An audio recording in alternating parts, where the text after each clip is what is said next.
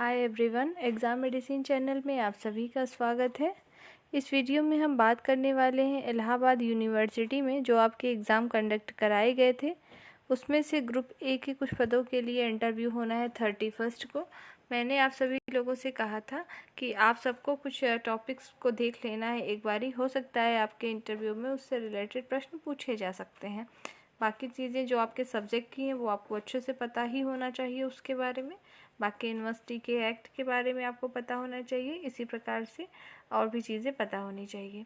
तो आप देख रहे हैं कि यहाँ पर है आपका 31 तारीख को है आपका इंटरव्यू, और मैं उससे ही रिलेटेड 2-3 पॉइंट है जो आपको बता रही हूँ। और आप लोगों ने अगर पढ़ा होगा पहले से तो अच्छी बात है, नहीं अगर पढ़े हैं तो एक बार इस वीडियो को देख सकते हैं। आइए हम देखते हैं कि क्या है इस वीडियो में।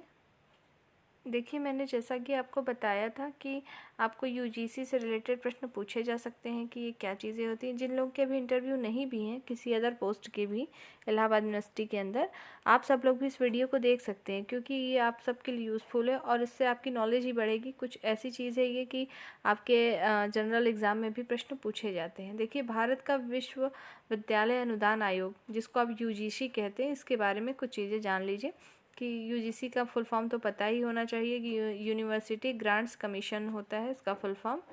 केंद्र सरकार का एक आयोग है ये, ठीक है। केंद्रीय सरकार का एक आयोग है जो विश्वविद्यालयों को मान्यता देता है।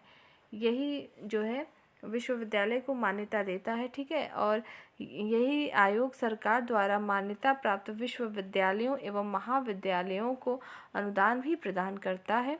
इसका मुख्यालय नई दिल्ली में है और इसके 6 क्षेत्रीय कार्यालय हैं। तो यूजीसी के जो 6 क्षेत्रीय कार्यालय हैं उनका नाम याद रखेंगे। पुणे, भोपाल, कोलकाता, हैदराबाद, गुवाहाटी एवं बेंगलोर है, ठीक है। इंटरनेट पे आपको इससे संबंधित और भी वीडियो और भी आपको चीज़ें मिल जाएंगी, लेकिन इसके बारे में नॉर्मल जानकारी रखनी चाहिए आपको कि यूजीसी क्या है और कहाँ पर इसके कार्यालय हैं। ये सब चीज़ों को याद कर लीजिएगा। तो इसके क्षेत्रीय कार्यालय फिर से देख लीजिए कहाँ कहाँ है। पुणे, भोपाल, कोलकाता, हैदराबाद, गुवाहाटी और बेंगलुरु। आइए आगे देखते हैं। देखिए, जो यूजीसी है उसकी स्थापना के बारे में तो 1956 है, 1956 में। अध्यक्ष एम जगदीश कुमार है, फरवरी 2022 के लिए हैं ये, ठीक है। और अभी 23 चल रहा है, इसका मतलब है कि फरवरी में मतलब वो बने थे, ठीक है। अवस्थिति मतलब नई दिल्ली में इसका मुख्यालय है और इसका उपनाम यूजीसी आपको पता ही है, ठीक। आइए हम आगे देखते हैं एनसीईआरटी के बारे में। देखिए, ये भी आपके लिए इम्पॉर्टेंट है। एनसीईआरटी की स्थापना जवाहरलाल नेहरू के प्रधानमंत्री होने के दौरान तत्कालीन शिक्षा मंत्रालय के तहत 27 जुलाई 1961 में की गई थी, ठीक। आपको याद रखना है कि जब एनसीईआरटी की स्थापना हुई थी तो उस समय कौन थे प्रधानमंत्री? जवाहरलाल नेहरू थे, ठीक है। और 27 जुलाई 1961 में इस मंत्रालय के तहत की गई थी। पूछा भी गया था ये एग्ज़ाम में आपके। इसके 1 सितंबर 1961 से काम करना शुरू किया। इसमें सरकार ने 7 राष्ट्रीय शासकीय संस्थाओं को मिला दिया है। इसका मुख्यालय नई दिल्ली में अरविंदो मार्ग पर है, ठीक है। आइए आगे देखते हैं। आइए हम आगे देखेंगे नई शिक्षा नीति के बारे में, ये भी इम्पोर्टेंट हो सकता है। भारत की नई शिक्षा नीति 2020 के नियम और प्रमुख बिंदु को देख लीजिए कि देश के विकास में वहाँ के निवासियों की शिक्षा महत्वपूर्ण भूमिका निभाती है। जिस देश में शिक्षा का स्तर मजबूत होगा वह देश तेजी से तरक्की की दिशा में बढ़ेगा। अगर आपसे यही पूछ लिया जाए शिक्षा का इम्पोर्टेंस तो आप ये बता सकते हैं। आज भी भारत एक विकासशील देश बना हुआ है। इसका सबसे बड़ा जो है प्रमुख कारण क्या है? वो है शिक्षा, ठीक।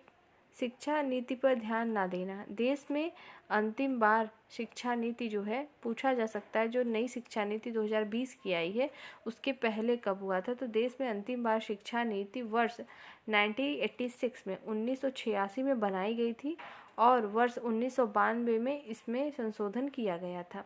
यह नीति कमियों से भरी हुई थी। इसके बावजूद इस पर ध्यान न देना देश के विकास में बाधक बना हुआ था। लेकिन अब प्रधानमंत्री नरेंद्र मोदी के नेतृत्व में नई शिक्षा नीति 2020 को जो है शुरू किया गया है, जो कि पुरानी शिक्षा नीति से बेहतर और असरदार नज़र आती है, ठीक है। कुछ जगहों पे और हर जगह पे लगभग ये चीज़ें लागू हो रही हैं। नई शिक्षा नीति का पैटर्न याद रखेंगे, 5+3 5+3+4 का पैटर्न है। अब ये 5+3+3+4 जो ये पैटर्न है, इसका मॉडल है, इसको अब हम जानेंगे कि 5, 3, 3 और 4 का मतलब क्या है। ये आपको जान लेना है, मोस्ट इम्पॉर्टेंट है आप सबके लिए। और नई शिक्षा नीति लागू करने वाला पहला राज्य, अगर आपको ना पता हो तो जान लीजिए, कर्नाटक था। 5 का मतलब क्या है यहाँ पे? Foundation stage. 5, अब 5 साल का फाउंडेशन स्टेज होगा। आइए देखते हैं इसमें। फाउंडेशन स्टेज के अंतर्गत पहले 3 वर्ष बच्चों को आंगनबाड़ी में प्री स्कूलिंग शिक्षा देना होगा। इसके बाद बच्चे अगले 2 वर्ष जो है कक्षा 1 और 2 पढ़ेंगे। ठीक है, 3 वर्ष तक पहले आंगनबाड़ी में प्री स्कूलिंग करेंगे, उसके बाद 1 और 2 की पढ़ाई करेंगे 2 वर्ष बाद। इसमें 3 से 8 वर्ष की आयु के बच्चों को जो है कवर किया जाएगा। उनके लिए नया पाठ्यक्रम तैयार किया जाएगा और 5 वर्ष में उनका पहला चरण समाप्त हो जाएगा। ये रहा 5 का मतलब। 5 का। अब 3 का देखते हैं। 3 जो पहली 3 है उसका मतलब क्या है? प्रीपेटरी स्टेज। ठीक, प्रीपेटरी स्टेज में कक्षा 3 से 5 तक की पढ़ाई होगी। इसमें 8 से 11 वर्ष तक की उम्र के बच्चों को कवर किया जाएगा।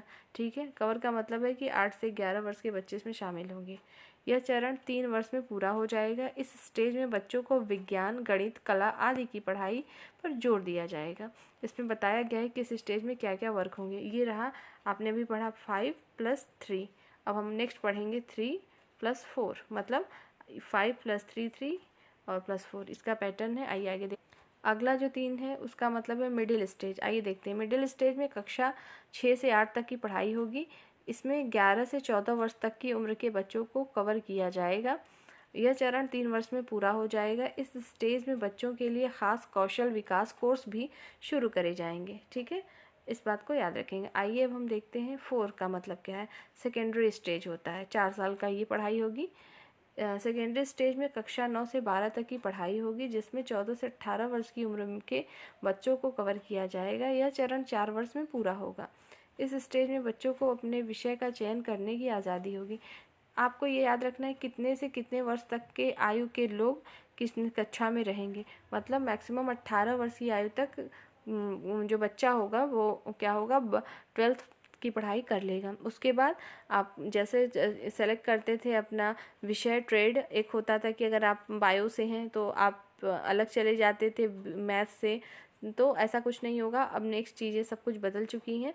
अगर आप 3 वर्षीय कोर्स करते हैं तो 1 टाइम में कोई एक ही कर पाएंगे। ठीक, और इससे नींव भी मजबूत होगी जितने भी बच्चे होंगे, क्योंकि उनको हर एक सब्जेक्ट की पढ़ाई कराई जाएगी। लोकल लैंग्वेज की भी सुविधा उपलब्ध कराई गई है नई शिक्षा नीति के तहत। ठीक है, और एजुकेशन से रिलेटेड जो भी नई चीज़ें चलाई गई हैं उन सबको आप लोग एक बार देख लीजिएगा। ठीक है, और जो हो सकेगा मैं आपको वीडियो प्रोवाइड करती रहूँगी। आप सब लोग को अगर ज़रूरत हो तो आप उसे भी देख सकते हैं। ठीक, आप लोग अपने इंटरव्यू की और स्किल टेस्ट की अच्छे से तैयारी करते रहिए। नेक्स्ट वीडियो में हम फिर मिलेंगे। यदि आपकी कोई क्वेरी कुछ भी हो तो आप कमेंट सेक्शन में पूछ सकते हैं। ठीक है, फिर हम मिलते हैं। तब तक के लिए टेक केयर। जय हिंद।